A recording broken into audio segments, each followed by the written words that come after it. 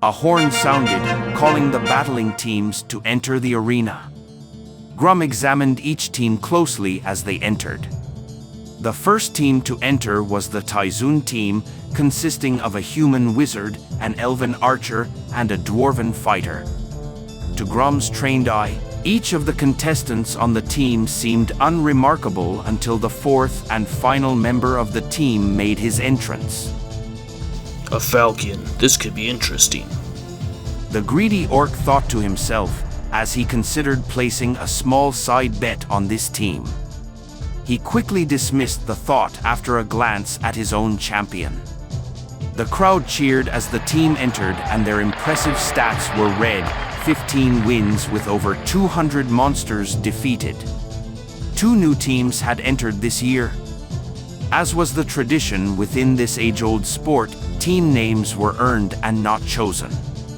Therefore, the new teams were given colors instead of names. The first team was designated Black because of the 2 undead members it contained, a wraith and a vampire. The other team was designated Red because of the small red dragon they had as their champion. Now introducing Bloodgut's own, the terrifying, nimble, yet powerful Axehammer.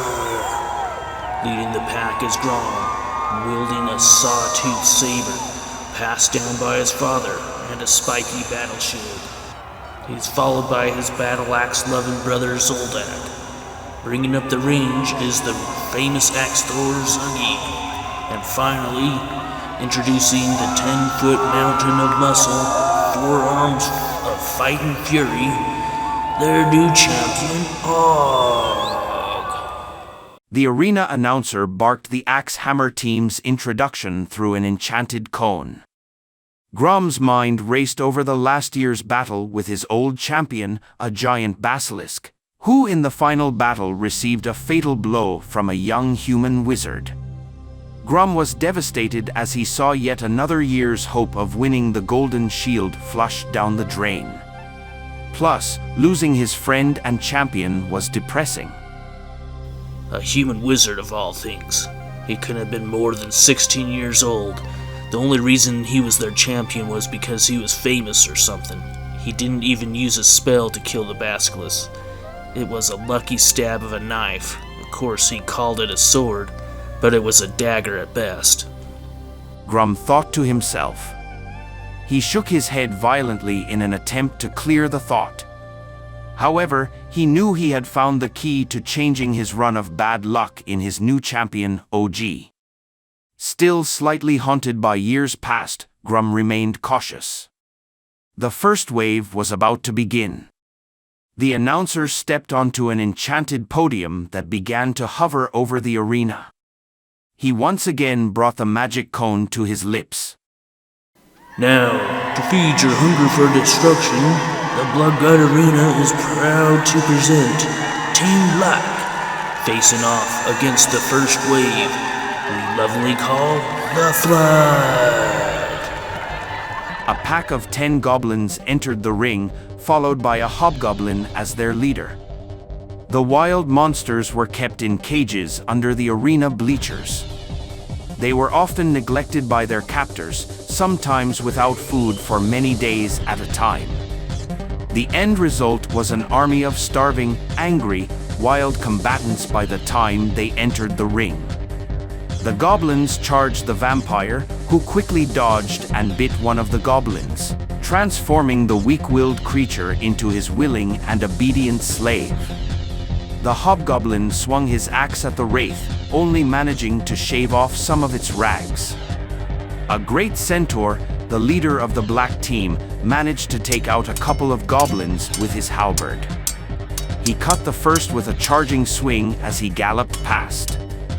Then, skewering the second on the point of his weapon, he reared up on his hind legs to dodge the tiny creature's daggers with his forelegs.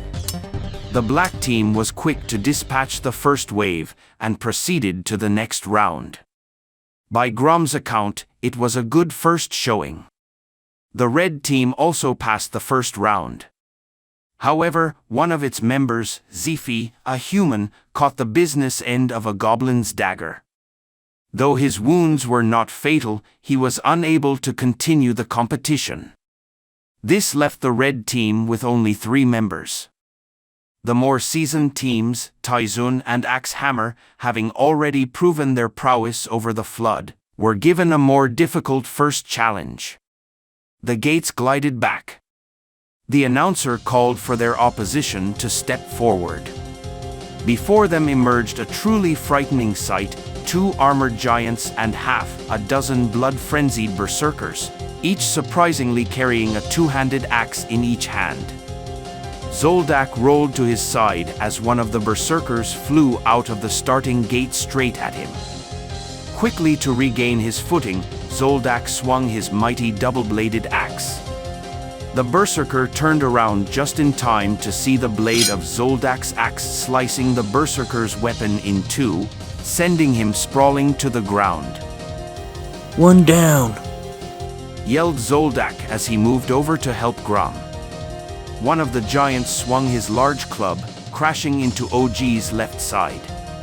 The large Ogre-Orc stumbled back. Becoming enraged by the blow, his eyes began to grow red.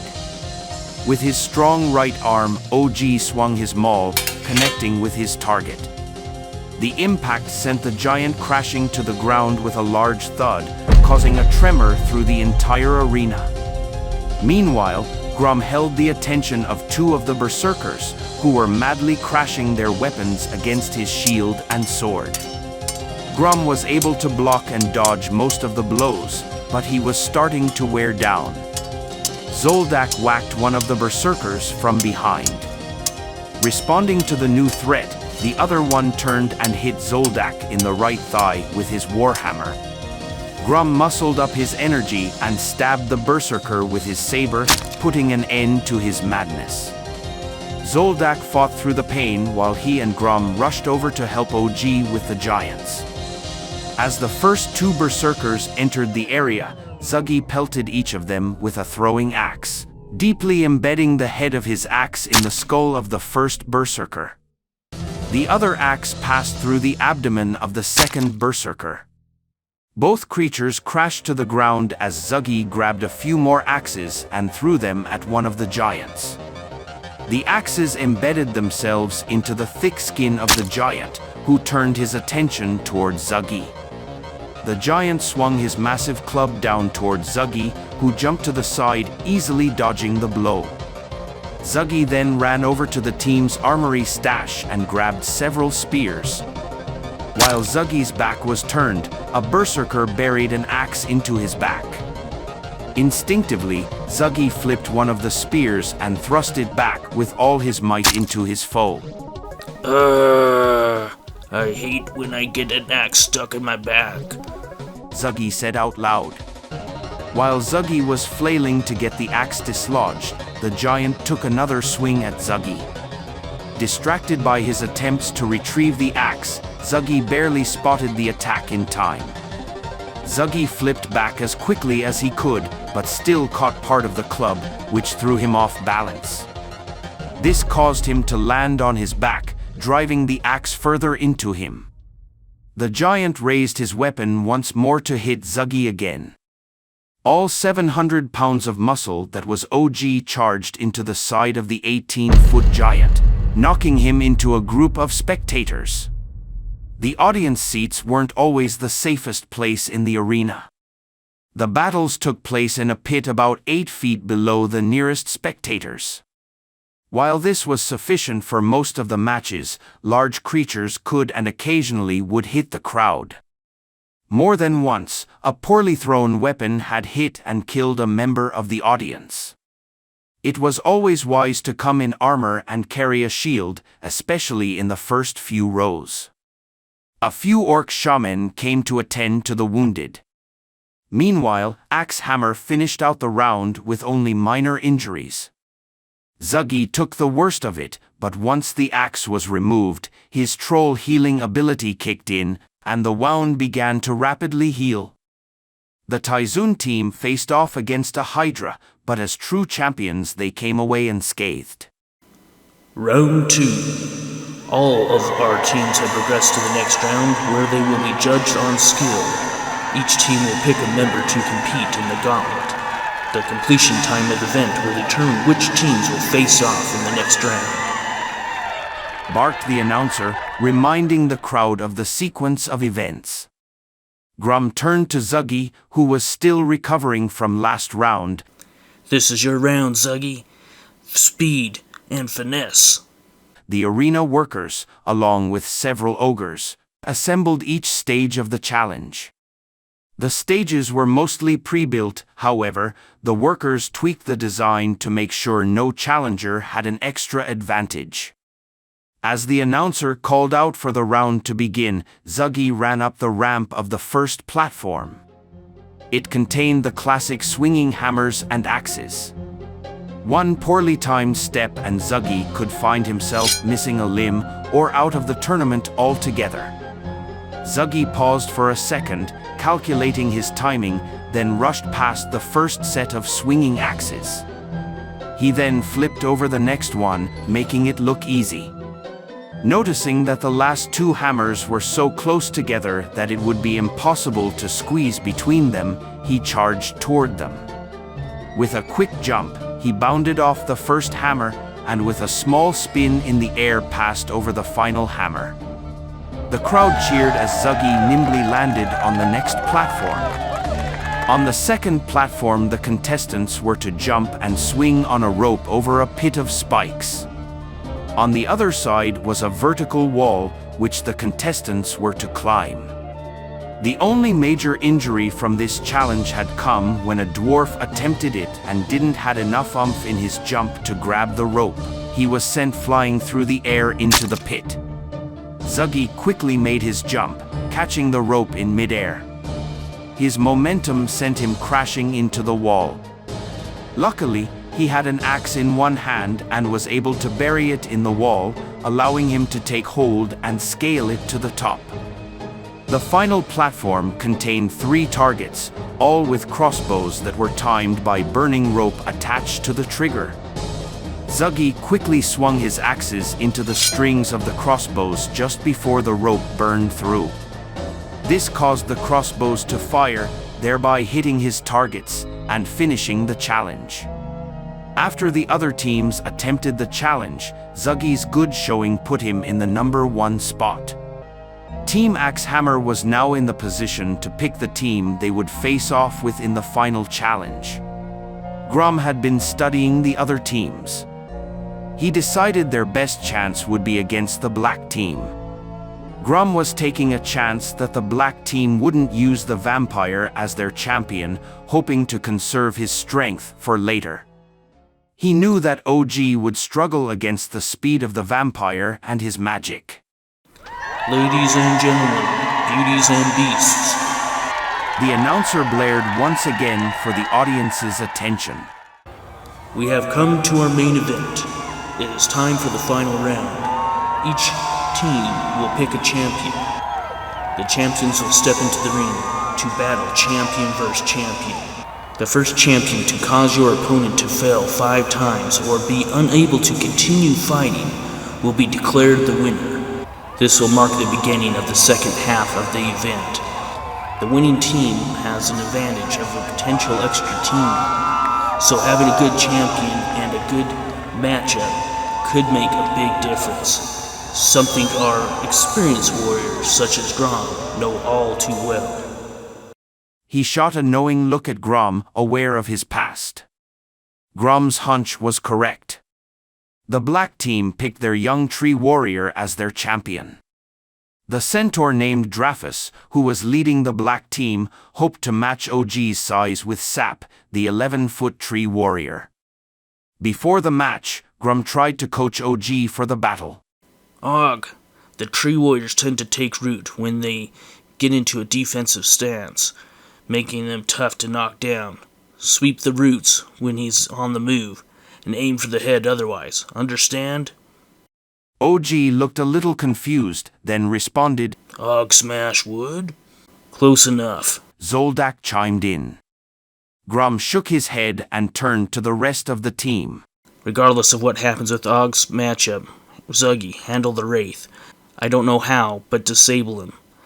Zoldac, take the Centaur. They're weak from the sides. I'll hold off the vampire until help arrives. They aren't going to be defeated easily, but then again, neither are we. OG entered the arena while his team members watched from the sides. His foe was a large tree-like creature with huge wooden arms which were wielding a massive boulder in one hand and a thorny club in the other. The announcer hovered over the crowd, calling out once more, "First, representing our #1 ranked team, Axehammer.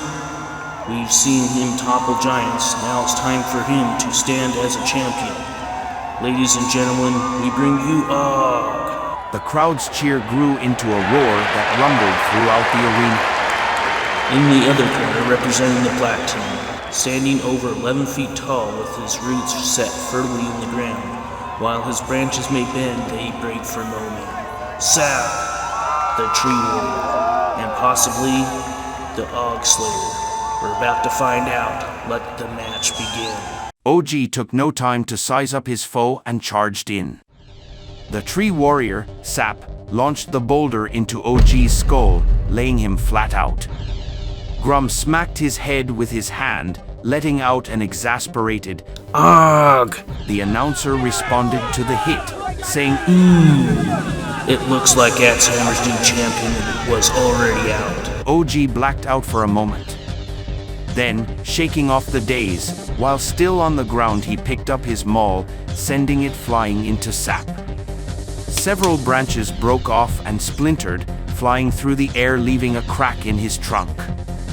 Before Sap could recover, OG leaped onto him and began plummeting the tree with his bare fists. Og smash wood. The black team rushed out from the sidelines. Grom followed their lead. Charge! Zuggi, seizing the opportunity, quickly threw some well-timed axes into the wraith, pinning his shrouds onto the wooden walls of the arena as he came rushing out of the gate. The wraith thrashed violently in an attempt to free himself. Drafus took his spears and stabbed OG in the side, momentarily stopping his beating on Sap. Drafus was too late to save Sap.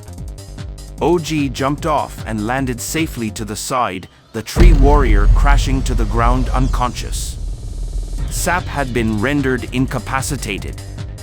The vampire went to strike OG on the other side with a sword. But before he did, he felt the sting of Grom's saber in his back. The vampire faded to a mist and then appeared in front of Grom. Grom quickly parried the attack from the vampire's sword. Hurry up, Zoldac. Grom yelled. Hey, I'm working on it. Zoldac replied as he quickly dodged Drafus's spear. While Zoldac was distracting Drafus, Zuggi jumped on the centaur's back and smacked him in the back of the head. Drafus, spinning and bucking, was unable to shake the 7-foot troll from his back.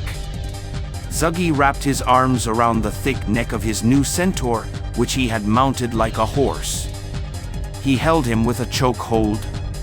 With the blood flow to his brain cut off, Drafus began to feel woozy and passed out.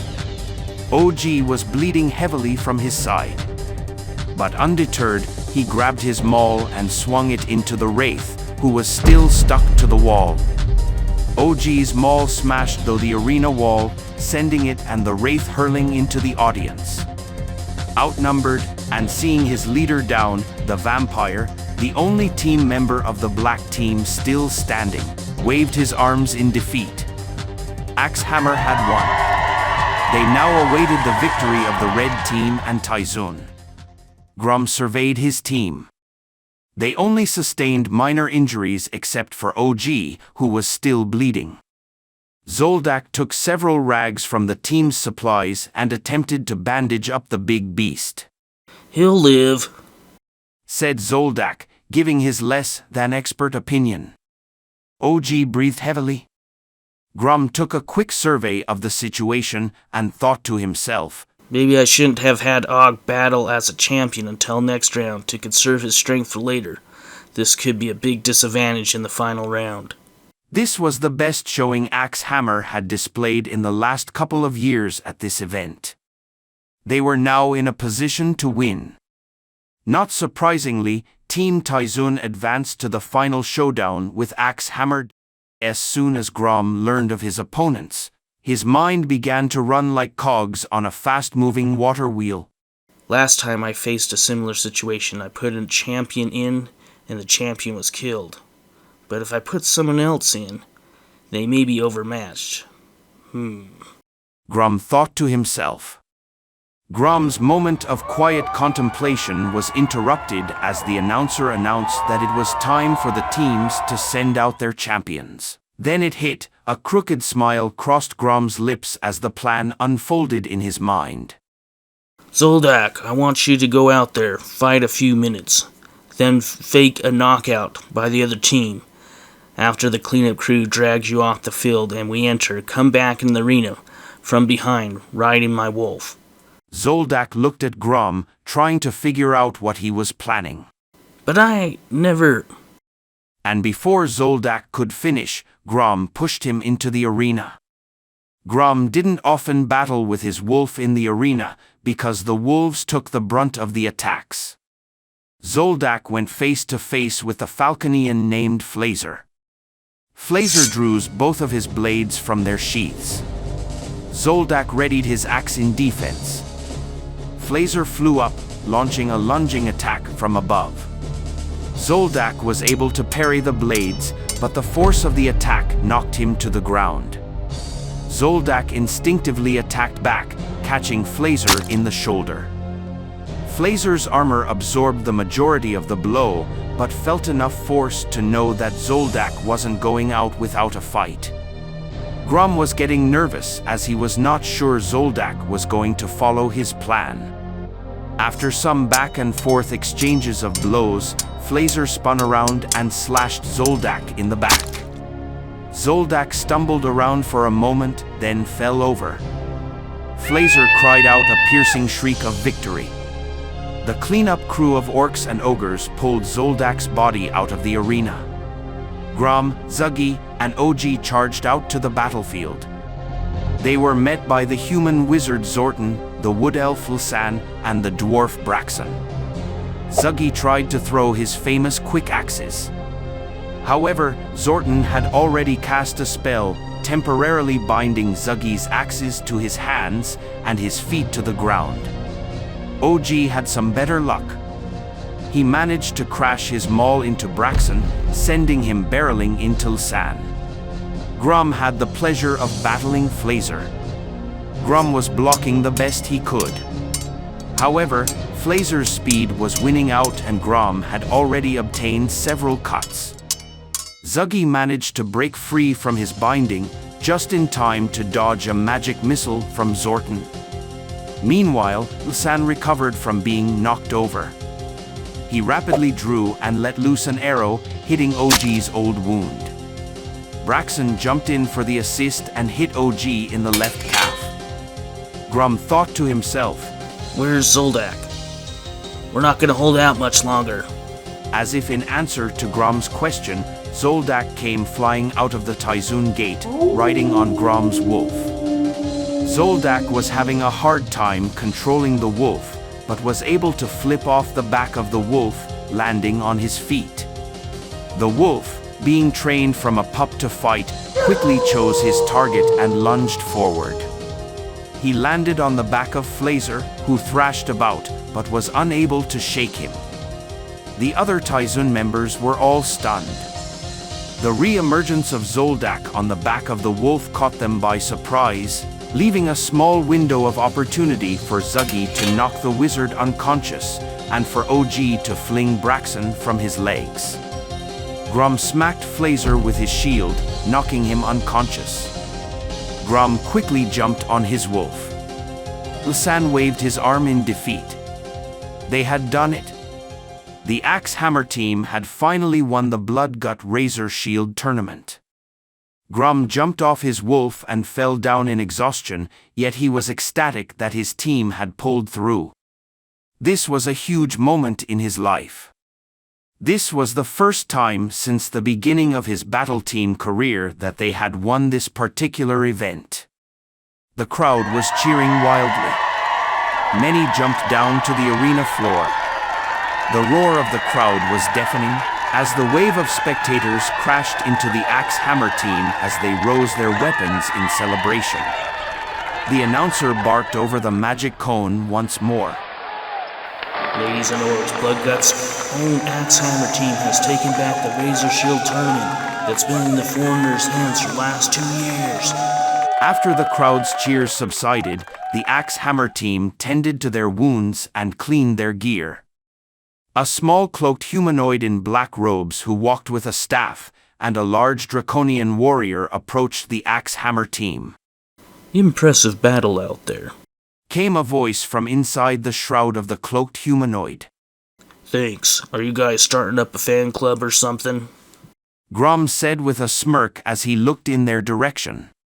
No, but we do have a proposition for you. We are looking for a group of... The shrouded humanoid paused for a moment and chose his next word carefully.